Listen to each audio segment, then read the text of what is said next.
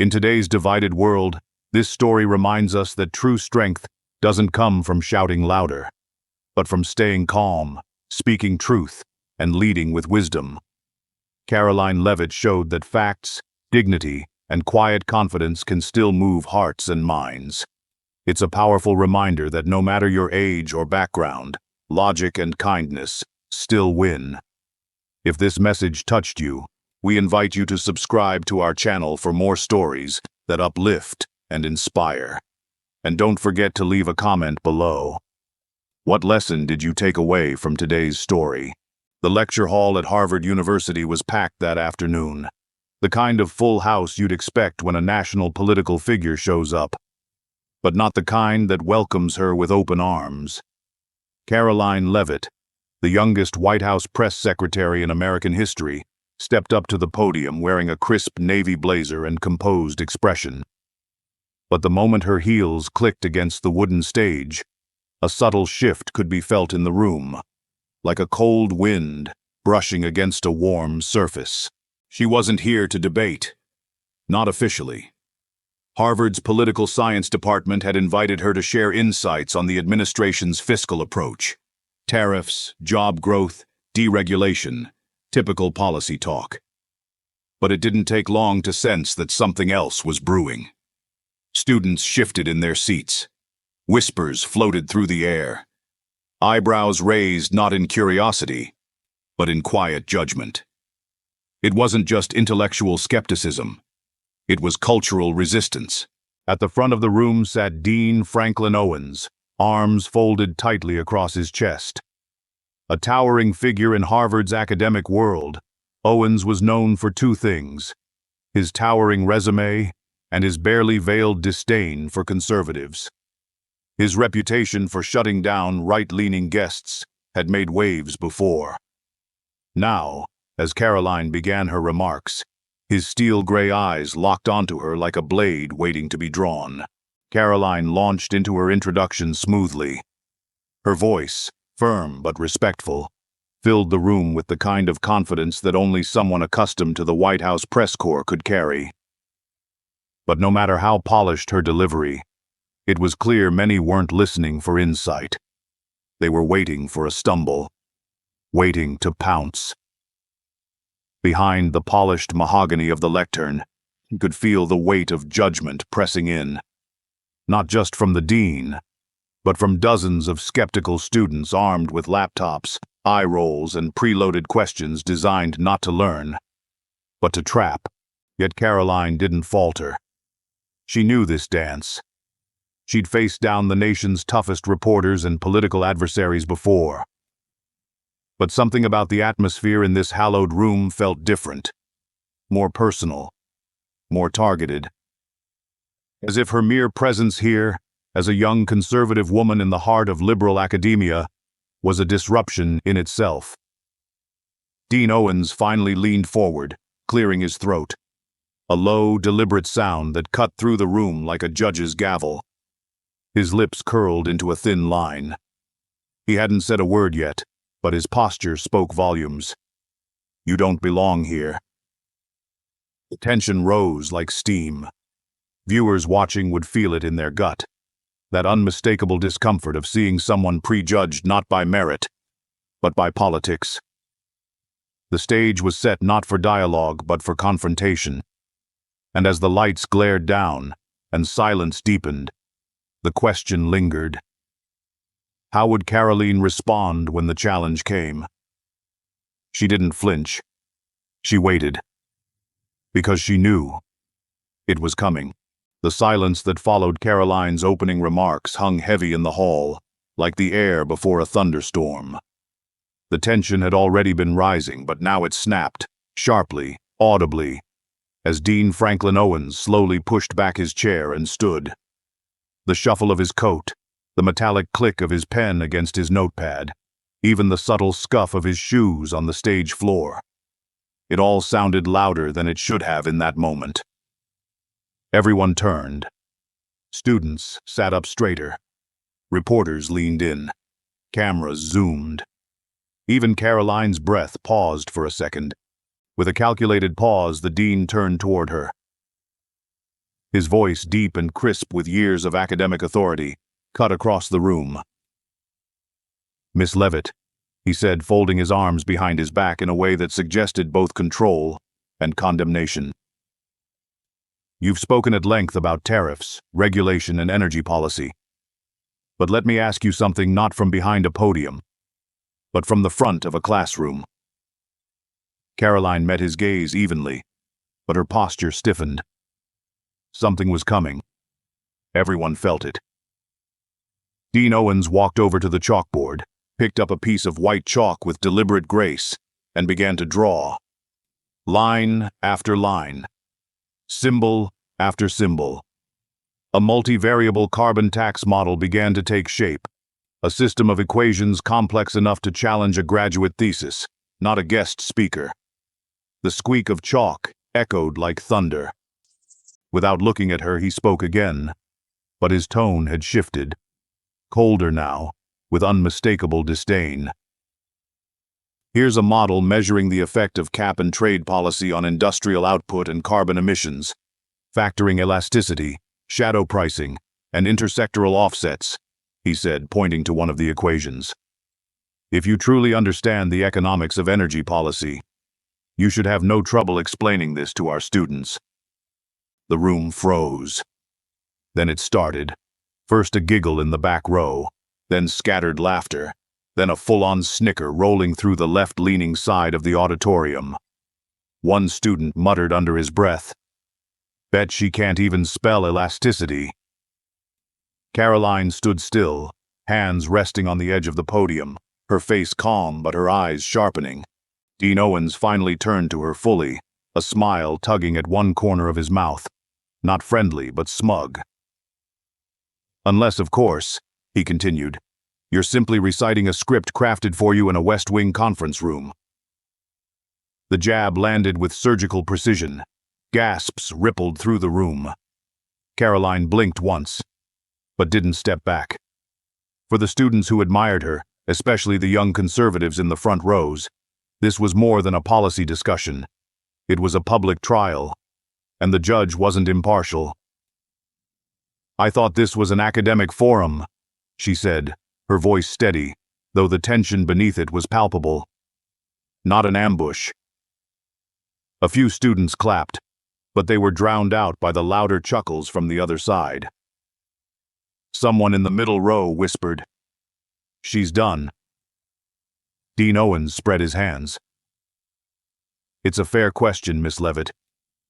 Surely someone entrusted with representing national policy can solve what a sophomore in environmental economics could." The insult was clear, deliberate, and televised. And it struck not just at her, but at everything she represented. Her administration, her background, even her legitimacy as a voice in policy. It wasn't academic curiosity, it was political warfare, dressed in academic robes. Many watching at home, especially older Americans familiar with decorum and civil debate, would feel their blood begin to boil. It wasn't the question that crossed the line. It was the manner, the motive, the mockery. The idea that a guest could be humiliated publicly simply because of her politics hit a nerve. It wasn't about facts anymore. It was about power. Karoline took a step forward, her fingers lightly brushing the edge of the chalkboard. She glanced at the equation, not flinching, not recoiling. Her silence wasn't fear. It was calculation. The kind of measured stillness a soldier takes before returning fire. "I came here to speak about national policy," she said quietly, but with firmness that reached the back wall. "Not to take a pop quiz." Dean Owens smiled again, as if he'd won something. The moment was thick with unspoken stakes. "But," she added, pausing as her eyes scanned the equation, "if we're measuring credibility through carbon elasticity and not lived outcomes, if we're measuring leadership through algebra instead of results, I suppose I can play along." The room stirred. The laughter stopped. Even the dean's smile tightened slightly. She stepped closer, never breaking eye contact. "Give me a moment." I don't need a script to think. It wasn't a performance. It was principle. From the back of the room, a camera light switched on. The battle lines had been drawn, but they weren't just between a professor and a press secretary. They were between old assumptions and new realities, between condescension and courage. And in that moment, any viewer watching could feel it. This story wasn't just about economics anymore. It was about dignity. It was about standing tall when someone tries to shrink you. And it was only just beginning. For a few long seconds, the air inside the Harvard auditorium was frozen still, so thick you could slice it with a knife. Cameras rolled. Students held their breath. And at the center of it all, Karoline Leavitt took a step forward, her heels clicking against the polished wood floor, deliberate and measured like a soldier walking into enemy territory. She didn't raise her voice. She didn't flinch. She didn't glance at her notes. She simply walked, tall, proud, and impossibly calm, until she reached the chalkboard where Dean Franklin Owens's carbon model still glared down like a trap sprung with arrogance. She took the chalk from the tray with steady fingers. The white dust clung slightly to her sleeve as she turned, faced the room, and paused, not for dramatic effect, but for precision. Her gaze swept across the crowd. Dozens of skeptical faces, folded arms, raised eyebrows, a few smug grins from students still chuckling under their breath. But then, something shifted. She didn't speak right away. Instead, she faced the board again and, in one smooth motion, began to draw. A simple XY axis at first. Then, smoothly and confidently, a curve appeared, rising and falling across the plane. "Let's begin," she said clearly, her voice echoing like steel through the room. "This is the marginal cost of carbon emissions across domestic industries." The smirks started to fade. She added another curve, marked it abatement cost, with careful strokes. Her hand moved with ease, her tone sharp but calm, like a teacher, not a politician. The Dean's equation assumes linear elasticity, but if we factor sectoral variance, like heavy manufacturing versus logistics, we get something much more dynamic. A hush rolled over the auditorium. Even the students who had been whispering seconds ago now leaned forward. The clicking of pens stopped. Not a cough, not a murmur. Just chalk on board and a rising sense of disbelief. Karoline moved through each variable one by one. She marked intercepts. She annotated with percentages and shaded impact zones. "Here's what happens," she explained. "When cap and trade gets applied without compensatory tax credits, small businesses suffer disproportionately, while multinational firms offset through foreign holdings." Dean Owens didn't interrupt, but his smile had vanished. Karoline wasn't just solving a problem. She was teaching. And more importantly, she was winning. She turned back to the crowd, eyes shining but not arrogant. "Numbers don't exist in a vacuum," she said. "They live in the real world, where families pay utility bills, truckers buy diesel, and farmers watch their margins vanish over mandates they had no vote on." From the back, a camera light clicked on. She drew again, this time modeling emissions over time with and without regulation. The results, visible, tangible, highlighted her argument with elegant clarity. "You want to curb emissions," she said, tapping the curve gently, "but not at the cost of gutting the communities that feed and build this nation." A soft gasp came from the front row. And now, even those who had doubted her weren't just watching. They were listening. Dean Owens crossed his arms tighter, but said nothing. His trap had been sprung, and instead of panic, Karoline had picked it apart, turned it into a platform. She stepped back from the board after 15 minutes of steady explanation. Her graphs were crisp, her logic airtight, her voice unwavering. Then she did something no one expected. She turned to Dean Owens and asked with sincere calm, "Would you like me to continue, sir?" Or is this demonstration sufficient for your students? The auditorium, still locked in reverent silence, suddenly erupted. Not in laughter, not in jeers, but in spontaneous applause. It started in the conservative rows but quickly spread. Even a few skeptical students, once amused by the dean's theatrics, now clapped out of sheer respect. One student, a senior in applied economics, muttered under his breath, "She actually got it right." Dean Owens remained silent, his jaw tight, his eyes unreadable. Karoline didn't gloat. She didn't bow. She didn't grin like a showman. She simply returned the chalk to the tray, brushed her hands together lightly, and stepped back to the podium. But something had changed in the air. Not just in the room, but in the viewers watching at home. For the seniors watching from Kansas to Connecticut, many of whom had known a time when dignity meant more than shouting matches, what they had just seen was rare. A young woman, calm, composed, intellectually sharp, taking on arrogance with reason, and winning not with insults, but with intellect. She hadn't just defended herself. She defended the very idea that conservatives could be thoughtful, brilliant, and principled in the face of public hostility. And she'd done it with a piece of chalk. As the applause slowly faded, Karoline raised a hand, not to bask in praise, but to resume her talk. "I came here," she said gently, "not to win an argument, but to engage in real discussion. I don't claim to know everything, but I know what matters. I believe in building solutions, not just headlines." That line hit deep. Even the local media, some of whom had expected a floundering press secretary out of her depth, were now scribbling notes at lightning speed. Cameras captured every second, and somewhere in the editing rooms of major news stations, producers were already planning the clip that would flood social media within the hour. Karoline had just turned a challenge into a moment, and a moment into a message.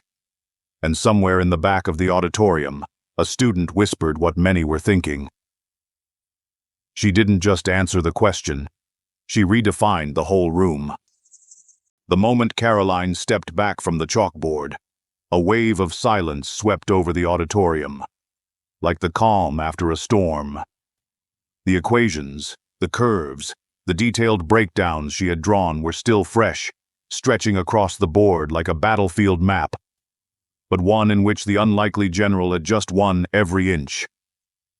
She turned slowly, facing the crowd, eyes steady. She didn't smile. Not yet. This wasn't a victory parade. It was a reckoning. "I didn't come here to put on a show," she said quietly but with razor-sharp clarity. "I came here to challenge assumptions, to open eyes. Because when some people only cling to theory, they forget to look at the numbers. Real numbers. Real people." The room was still, almost reverent. You could hear the soft hum of a camera lens zooming in, the distant tap of someone putting their pen down on the desk, the creak of a wooden chair as a student sat up straighter. And then came the moment no one saw coming. Dean Franklin Owens, Harvard's stone-faced symbol of intellectual elitism, remained in his chair. No rebuttal, no sharp-tongued retort, no smirk, just silence. For a man who had built his career challenging conservative thought with icy precision, that silence was louder than any accusation. He simply sat there, arms crossed, lips pressed tight, his eyes now lacking the fire of superiority they held earlier. The cold edge had melted, not into warmth, but into reluctant restraint. Because for all his pride, he couldn't deny what had just happened. Not in front of his students, not with the cameras rolling.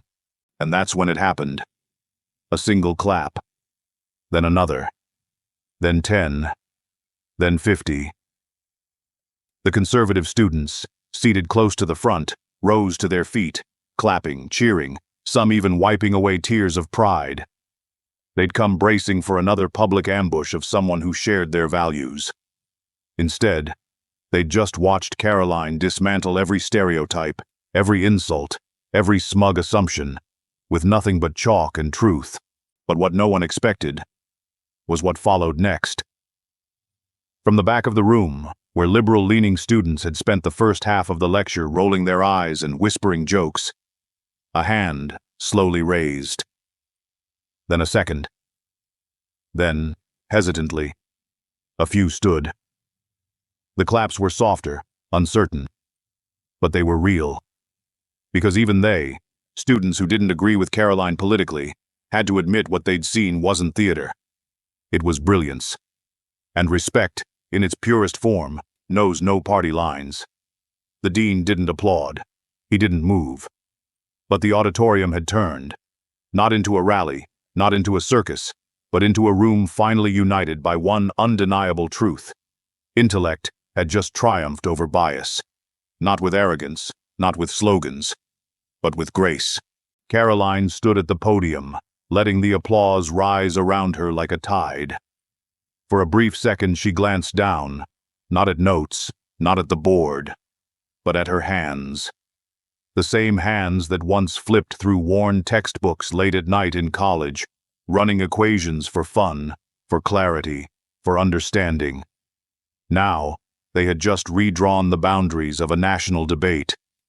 She looked back up, meeting the students' eyes one by one. The quiet ones. The ones who didn't cheer but watched her with new understanding. The ones who had written her off, only to be humbled by her composure. Her voice rose once more, not louder, but firmer. I respect this institution. I respect disagreement. But let's stop pretending credentials are a substitute for clarity, or that job titles define intelligence. Truth doesn't care what party you're from.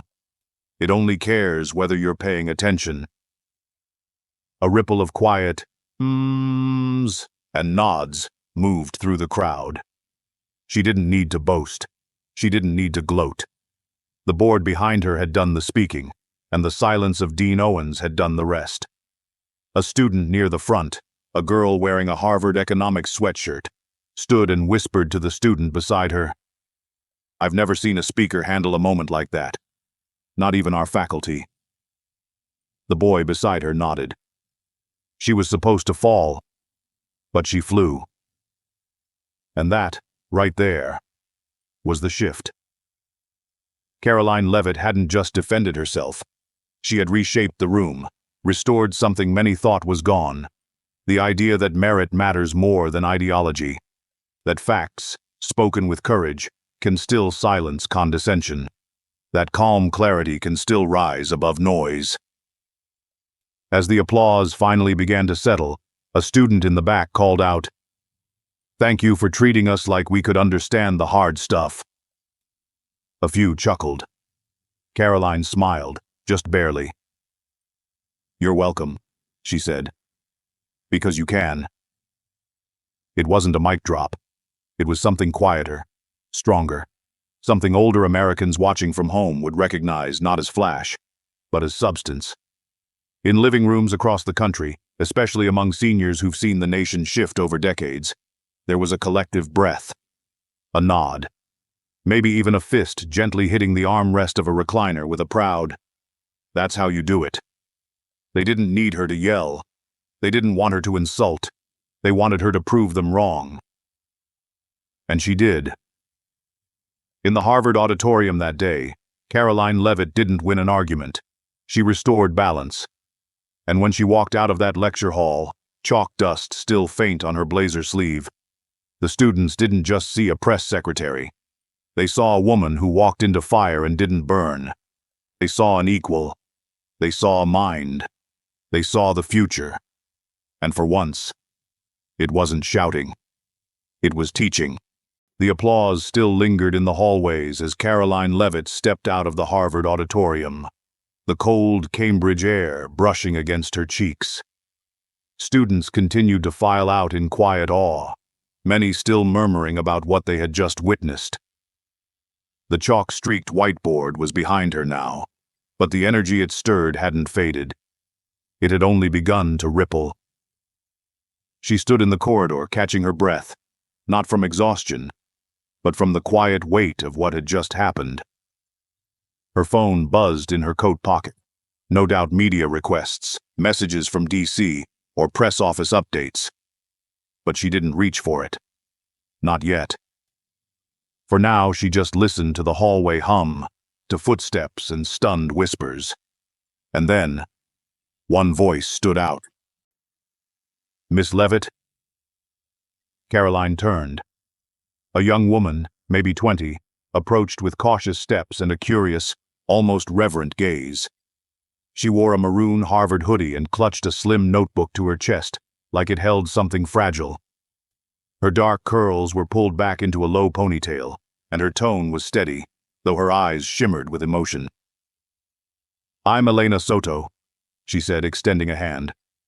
"I'm not here to debate. I just wanted to say thank you." Karoline blinked, surprised.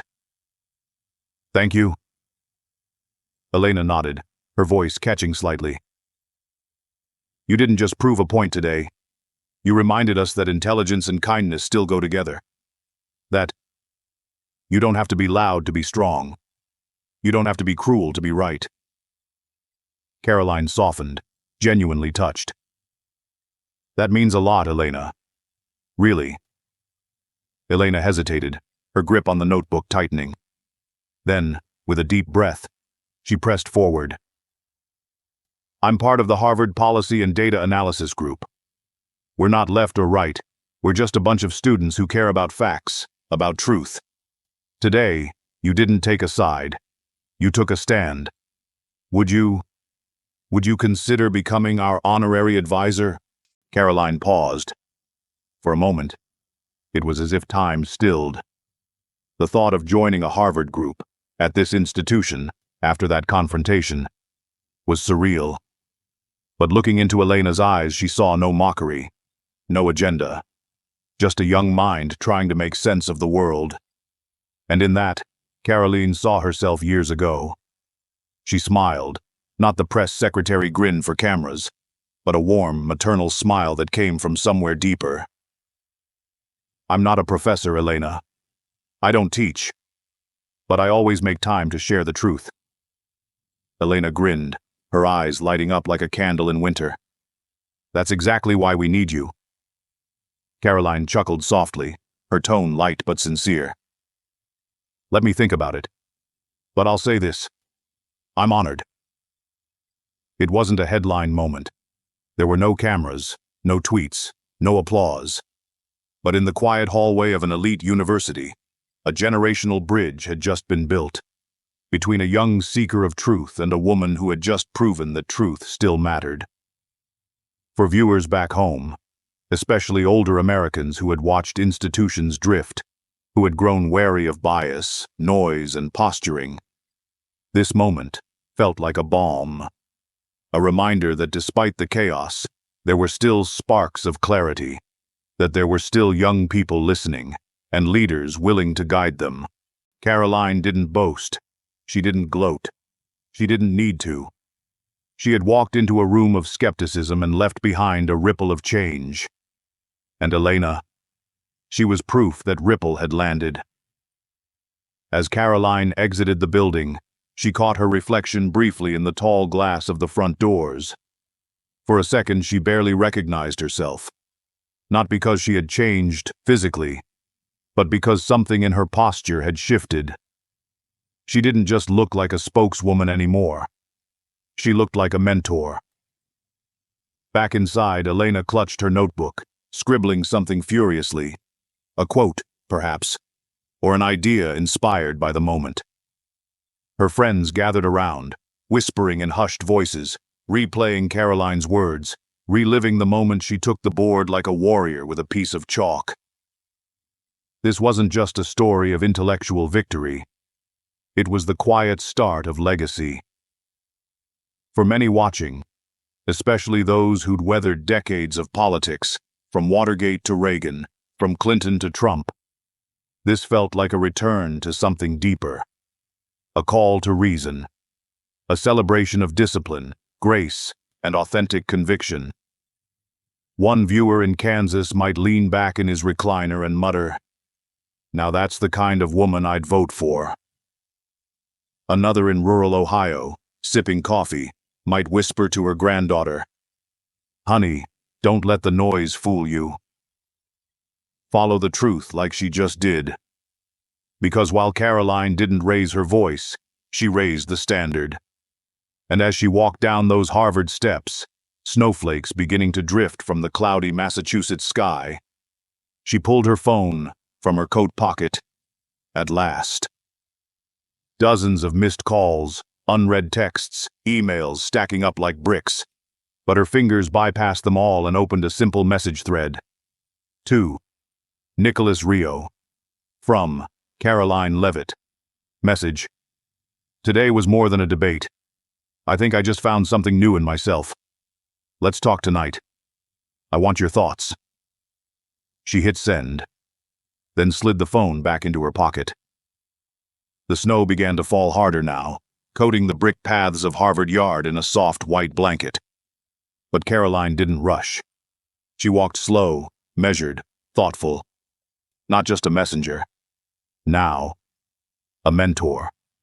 And maybe, just maybe, an idea, a legacy, was only beginning. As Karoline Leavitt sat in the back seat of the black SUV heading out of Cambridge, she looked out the window at the snow-covered trees lining Massachusetts Avenue. The late afternoon sun cast long golden streaks across the icy sidewalks, and inside the vehicle there was only silence. One of those silences that feels full, not empty. It had been only a few hours since she'd stood before a room of students and skeptics, facing Dean Franklin Owen's pointed challenge. Since then, the tide had turned. She reached into her coat pocket, pulled out her phone and opened her text messages. Her thumb hovered over the screen for a moment before she typed. Today wasn't just about winning an argument. I think I made people see us, what we stand for, differently. Let's talk tonight. I want to hear your voice. She hit send. The message flew off to Nicholas, her husband back in Washington. She imagined him standing in their kitchen, holding their infant son, maybe pouring formula with one hand and skimming emails with the other. He had always supported her, always believed in her intellect, even when others had only seen a young woman behind a podium. Now, that perception was changing. The SUV's radio buzzed softly in the background, news headlines rolling in from across the country. The clip from the Harvard auditorium was already viral. Conservative talk shows were replaying it with pride, highlighting her clarity and logic. Even a few neutral outlets, and surprisingly, one left-leaning column, described her performance with reluctant admiration. Karoline Leavitt, one op-ed in the New York Herald Tribune read, is no longer just the White House press secretary. Today, she became the face of a new generation of intellectual conservatism, rooted in logic, not loudness, in truth, not theater.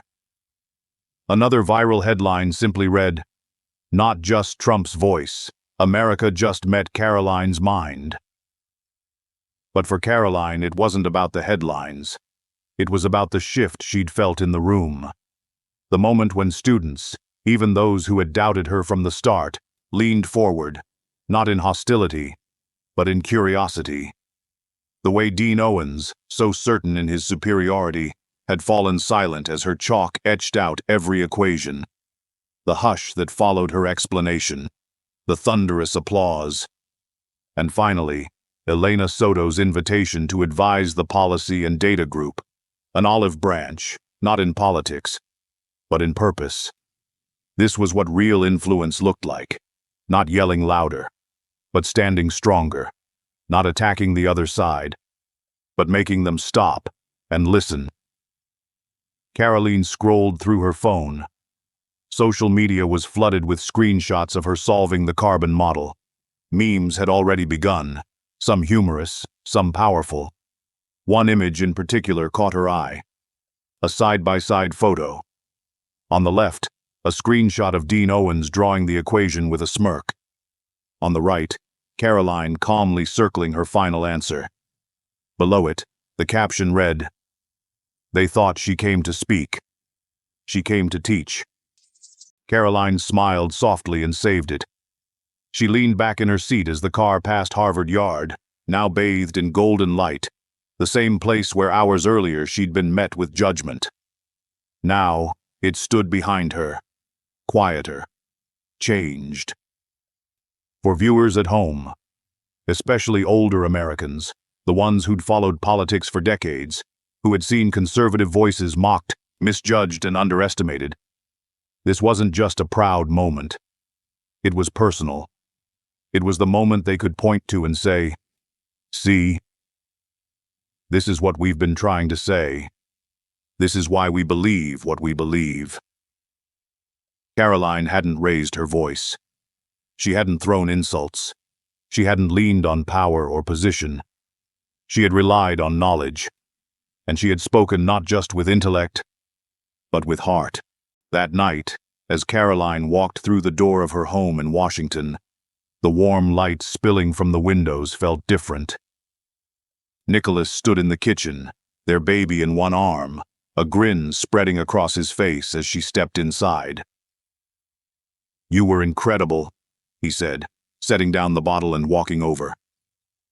Karoline smiled and hugged him, their son's tiny fingers curling into her coat sleeve. "I didn't know it would feel like this," she said softly. "I thought I was going there to defend a policy, but I left realizing I was defending us, our voice, our integrity." Nicholas kissed her forehead. "And you did it with grace." Later that evening, they sat on the couch together, their baby asleep between them, as news anchors replayed her exchange at Harvard. But Karoline wasn't watching the screen. She was watching Nicholas. She was thinking about their son, about what it would mean to raise a child in this country at a time like this. She whispered almost to herself, "If I can show just one young person that you can believe in something and still think critically, then today was worth it." Nicholas nodded.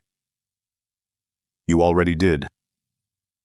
Outside, the night fell quiet over the Capitol, but in thousands of homes across America, the video kept playing. Viewers, especially older ones, felt something they hadn't felt in a long time. That truth still had a place. That dignity hadn't died out. That yes, even in this divided world, there was still power in facts, courage in silence, and strength in calm clarity.